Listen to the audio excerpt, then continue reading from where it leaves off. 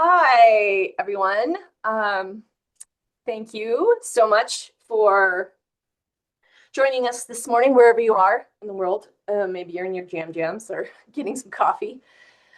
This is our fourth, I think, in the webinar series. I'm Amy West, Program Manager for Synchro, and here with me from Synchro are my fantastic colleagues, Shamini Toledo and Jason Adelars. They will also be here to help field questions at the end of this. And of course, our panelist, Bill Arnold from OceanSpace. So we'll probably dive right in, but I do have a few housekeeping items. So if you haven't been here before, Bill's going to speak for about 15 minutes, and then we're going to save all of our questions for the end. So feel free to pop those into either the chat or Q&A, and we'll try to answer those in the final 10-ish minutes. If we run out of time, we'll definitely get those to them to answer offline, and we'll send that with the link to the video. You'll get a follow-up email. And if you really need to come off mute because you have a long-winded question, just let us know. So before I introduce Bill, just a quick word about Synchro and why we put on these show and tell tech series, which are sort of going to be more of those this year. Synchro tries to bring together marine institutions that are in the Monterey Bay area and outside, along with tech developers and a broad swath of ocean stakeholders. And we help get ocean observing technologies that are just coming out designed with real users' needs in mind.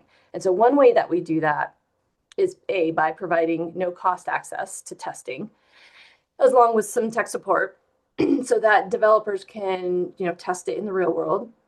And then for those who participate in the testing program, such as OceanSpace, we also offer a chance to spotlight their technology in a webinar so that you can connect directly with the developer. So I think without cutting too much more into his time, I give you Bill Arnold. Okay, go for it. Morning, everybody, and thanks for attending. I'm Bill Arnold, as Amy mentioned, from OceanSpace, and today I'm going to discuss our Aquatic Imager flow-through optical imaging system. So first, let me bring my presentation up.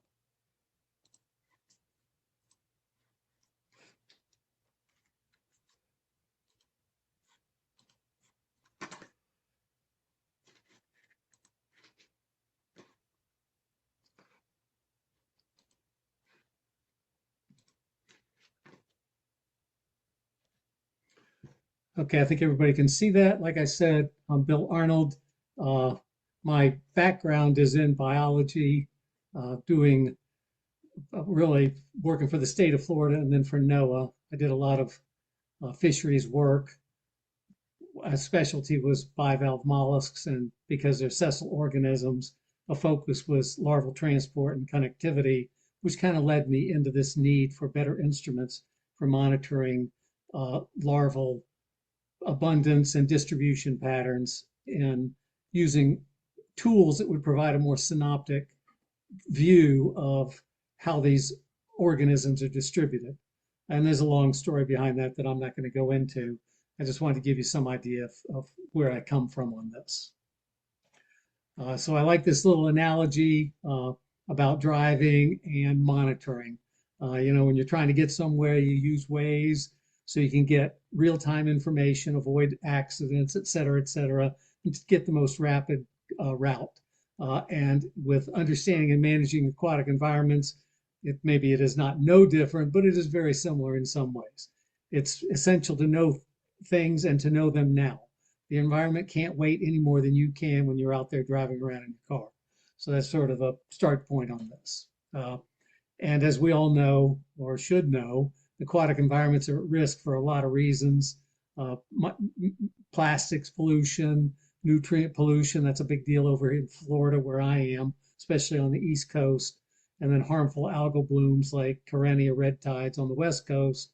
But there's also biodiversity loss and my area of specialty, fisheries and fishery collapse and how to prevent that. And we're talking big money here. Just as an example, fishery valuations in the United States are greater than 300 billion with over 2 million jobs.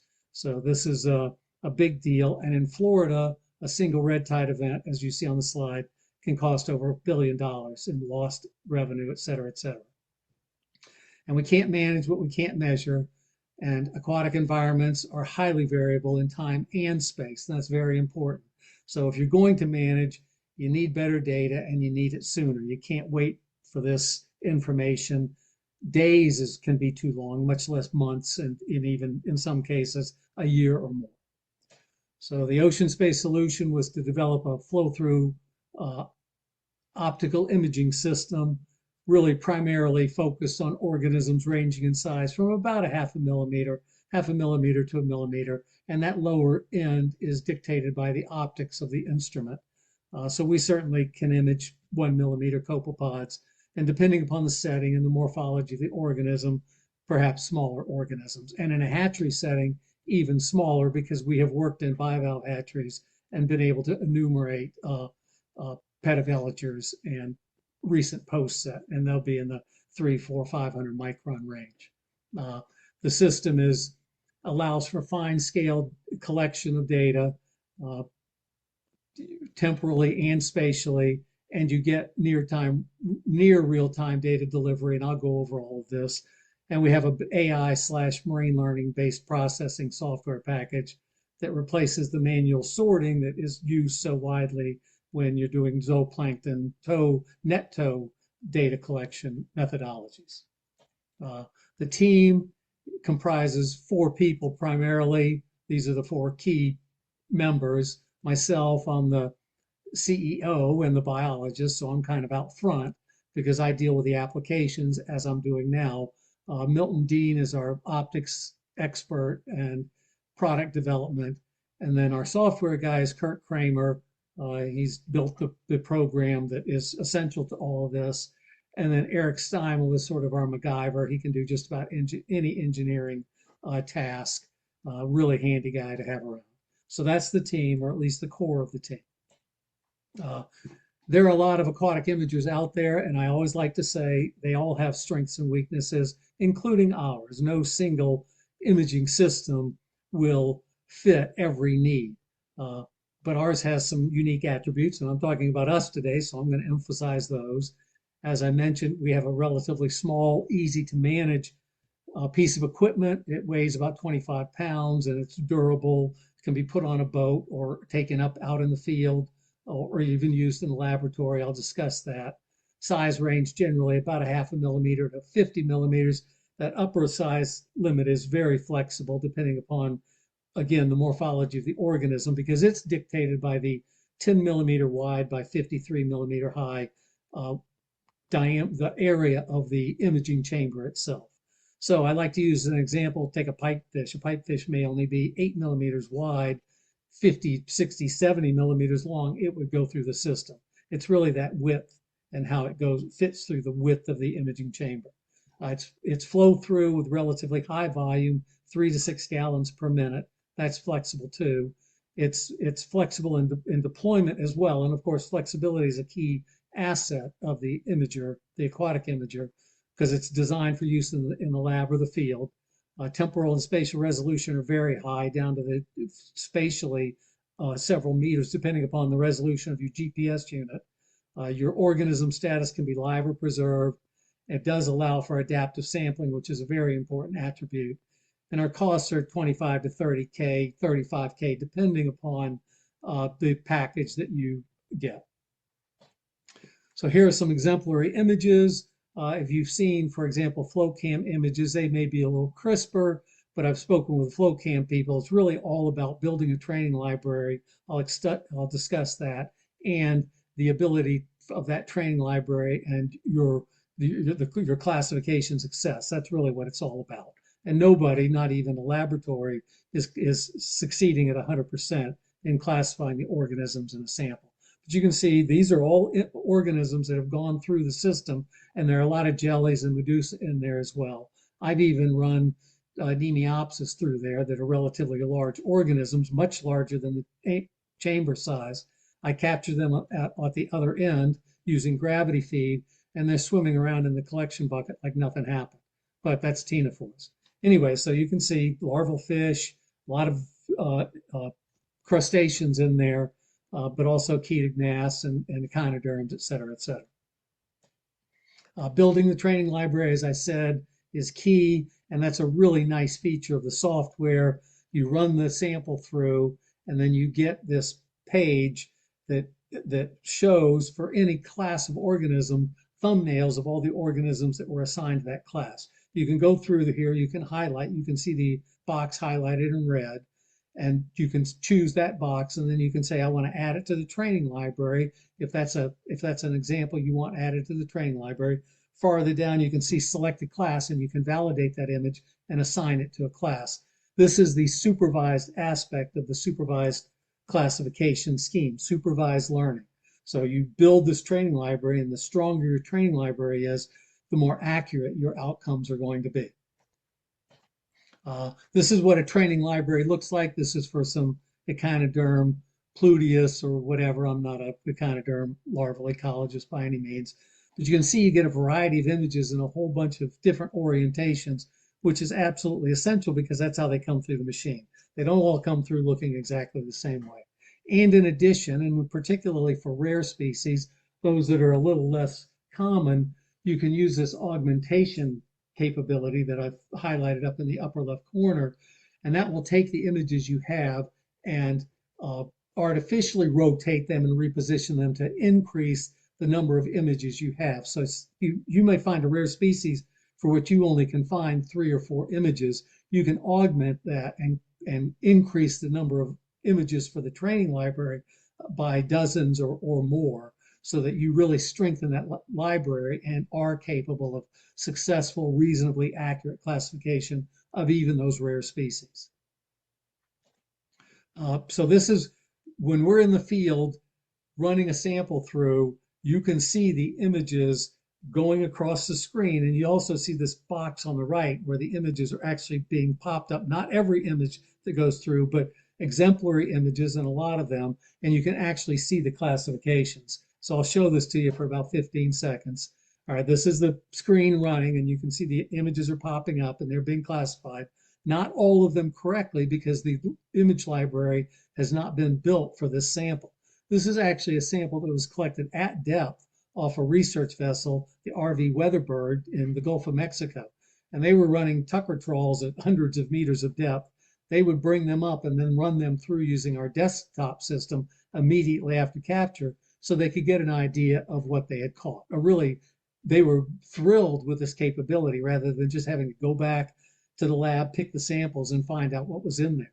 And not only does this give them an idea of what's going on out there, but it also enables that adaptive sampling, because you can look and say, oh, look, we've hit a hot spot in this sample. Let's go back and do more intensive sampling in this area. And you can do that both in the flow through mode and in this desktop post collection mode. So classification performance, working with Synchro, we worked in Monterey Bay, and we only found 3 groups that were abundant there: copepods, cladocerans, and chaetognaths. So when we classified those, you do iterative classification to build up your accuracy. And for those 3 classes, we were hitting 80 plus, even 90% classification accuracy within 2 iterations, which is very good.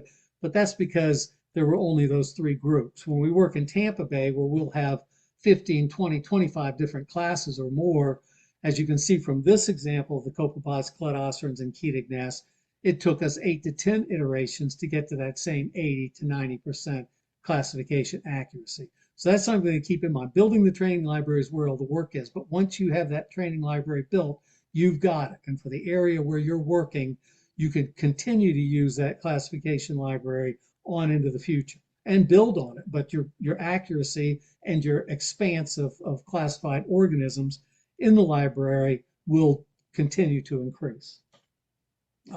Also really useful in this thing, especially when you're working in the field, our system has a second scale timestamp that's assigned to every image. And you can use that timestamp to align with GPS data. And now you can map, as we've done here, the distribution, the specific distribution of each image you collected. This is for copepods off the southeast coast of Florida, and each of those dots is an individual organism. And we map this to show where the hot spots were. typical with zooplankton. They're very patchily distributed. And knowing where those hotspots are, you can then also align ancillary data such as CTD data and start understanding the forces driving these patchy distributions. So this spatial resolution is really important. And you get the same thing with temporal resolution. Say you're monitoring entrainment into an industrial facility, entrainment of these small organisms, you can actually temporally map peak events or events of interest and understand what may have driven that peak event. For example, we did this at a power plant and learned that while there was a lot of entrainment going on, most of it occurred right around sunset. And outside of that time period, the entrainment was actually very low.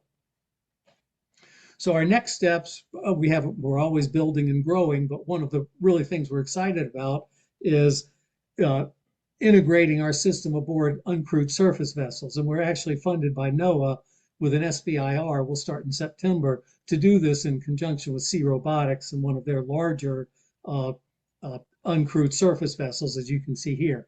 The advantage of that is they have a lot of power packs on there and a lot of, we require somewhere around 150 to 170 watts to drive the system. So for something like the sail drone, they don't really have the power to drive it, but a USV like this does. We're also working on cloud serving the data, platform integration, and by that I mean integrating across those different databases. And then most important of all, we want to know what your needs and applications may be, and we will try to design to those. So I'm anxious to hear from the audience and from our potential customers. And that's what I have for today. So I'd welcome any questions you may have. Otherwise, thanks everybody very much. Aw, thanks, Bill. I learned a couple things today. Even though I'd seen that before, I just, yeah, something caught my eye. I think, yeah, if you guys want to put in any questions to the chat, we have a few of our own too, but I'm going to hand this over. Thanks again, Bill, to Shamini and Jason to take it from here. Yeah, thank you, Bill. That's very exciting stuff. Speaking from experience, in grad school spent a lot of time looking at images and clicking on them and telling the computer what it is. And so to be able to have a tool that can just do that automatically is quite appealing. Can you talk a little bit more about some of the more recent use cases where you've used it and had a lot of success and like what your customers have been like? Yes, I'll go up to one of these slides, I hope. And I'll also introduce this poll that we'd like to get, some of the audience feedback by answering some of these questions that might be able to help us and Bill kind of better understand some other potential use cases for this type of technology. All right, so I think you can see my screen with a variety of different field scenarios. We've used it on small boats. In fact, that's the area where I have used it the most. It sets up easily. We take a power pack with us, like a 1,000-watt Jackery power pack or something like that, and that'll run the whole system: laptop, pump, imaging unit, all easily for a day, no problem. So we put a plankton net over the side, and we have a hose adapter that goes into the cod end rather than the cod end itself. Everything flows into the plankton net, flows through a hose into the imager, and then back out the other end. We use a pump, a small bilge pump, to augment pull through there. And as you can see from the picture in the poll, that pump is distal to the imaging chamber. So when the organisms actually come through the imaging chamber, they're pristine. So you get a good look at them, even if and generally they're not, but even if they're damaged by this centrifugal pump. And you can even put a collection cod in, which you can kind of see in the bottom right corner. That's in our desktop system, and collect the sample that flowed through the imager so you can compare what you image with what you collect in that cod end. We've also done it on large vessels, the Western Flyer being one, and also, as I mentioned earlier, the RV Weatherbird. And on the Weatherbird, we've done it two ways. We've set up that desktop system, so when they bring the net aboard, they run it through the system, and they can see what they collected, and then recollect their sample in that cod end that you see. I don't know if you can see my arrow here, but that cod end at the bottom of this bottom right-hand image. But we've also used the ship's flow through seawater system and just hooked it right up to the imager and let that run literally continuously for a 2-week cruise. We don't collect samples for the entire 2-week cruise. We just tap into it for maybe 15 minutes or even up to several hours collecting images. The restriction there, of course, is the images take some space. So even with our 1 terabyte storage, eventually you're going to run out of storage. You can download and dump data, but but you can collect a lot of samples, and that is an even better way to look at patchy distributions. And we've seen that out in the Gulf, where we'll go through an extensive filamentous algae water mass and then move into something that might be mostly copepods. And that gives you an opportunity for adaptive sampling, look back over this and try to find out what's driving those differential distribution patterns. But we've also used it in freshwater all the way up, as you can see in that bottom center. That's at the Rio Frio in the Texas Hill Country, and the water there was only 6 inches deep, and we were using a modified vacuum, a pool vacuum, to suck the sample in. So that was work developed with our Baylor colleagues, and that was a really cool setup. And then we've worked in hatchery settings, bottom left.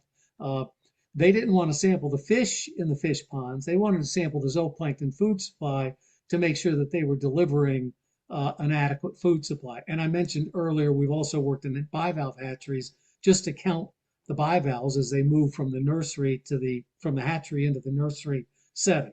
So those are just some of them. And then I previously mentioned industrial settings, both desalination plants. We've worked for a year and a half at the Carlsbad desal plant, looking at what they're sucking into their the water that they're desalinating, and also power plants where the concern is we're not killing everything that goes through there, but we need to go, the EPA wants to know what goes through our turbines. So we did entrainment monitoring with the several different energy facilities. So those are just some of the applications, and I like to emphasize that's one of the strengths of this instrument. It is so flexible and adaptable. You can use it in a variety of settings. We have the imaging unit itself, and then we have the many accessories that we offer specific to your application or applications. Yeah, the flexibility really shines here in being able to kind of use it in different environments and on different vehicles and vessels and shore-based stations. And it's like, as long as you've got some power and some flow, and you can create your own flow, like you can use this system. Um, and I'd still want to encourage anyone, if you have any questions, pop them into the chat or in the Q&A. Another question I had for you, Bill, is generally, approaching a machine learning algorithm and machine learning library is kind of intimidating to someone who doesn't have like a data science background, but you really kind of put a lot of effort into simplifying that process. And so I'm curious if you can discuss a little bit more, how the user can maintain this library and it doesn't become this really like cumbersome effort. So as you can see on the screen, when you've collected a sample, unless you've got the organisms already in your training library that you're using, they're not going to be labeled. You can go in and identify them and you can label them, or you can relabel them if you feel like the labeling that was applied was incorrect. You don't have to add them to the training library. You can add them to the training library. And then each class has its own folder in that larger training library. You can go in and access the folder, review the images that are in there. If you find one you don't like, you can delete it. The image will still exist in the database. It just won't be in the training library anymore. So it's really, you have to have your own specific taxonomic expertise. And I admit mine is limited. I was a mollusk guy. I don't know a lot of the crustaceans, and these may not even be chaetognaths. They could be polychaetes or something. I'm not an expert on that, but it's easy to use in that way. And building the training library and monitoring, keeping an eye on your training library is actually a very simple, sort of intuitive process. Yeah. So I hope And that then answers your question, our, Jason. yeah. And then are those P and B values, are those like confidence in the Yes, outcome or the result there? yes. Very good. Which kind of leads to Jim's question here is generally what level of taxonomic resolution are you achieving? You know, are you able to get down to species level in some cases, or is it mostly just a little bit higher on the order? Okay, that's an excellent question. And that depends upon the community you're sampling in and the morphological distinctiveness of the organism. So there's a organism in Tampa Bay, uh, Luther faxoni or something like that. It's a really odd looking crustacean larvae. We classify that to species, no problem. Copepods generally the copepod category, although when I had some uh, taxonomic experts working for me, they were able to classify Acarchatansa or Temera, well, a couple of them, down to species level with reasonable success. Now, the farther you get down the taxonomic hierarchy, probably the more compromised your accuracy is going to be. But again, like I said, for the Monterey Bay sample, you've got three different dominant classes out there. They were pretty easy to classify, but we weren't classifying them to species. So generally, I say, uh, family level would be good, and genus maybe, but again, it's going to depend upon your setting and your situation and your taxonomic capability, uh, and and your ability to distinguish the images that you see yourself. So maybe a Ketognath expert would look at these images on the screen and say, well, this one's this and this one's this, and start building out the strength of the training library at that taxonomic level. Great. Amy, do you have a question? I do. I was thinking about my experience with the planktoscope, and some of the issues there were the lighting itself. So wondering if you have a really murky water and you're in the back bay, do you have to do any adjusting to get these images to be as clear as possible? Is it just sort of a straight shot?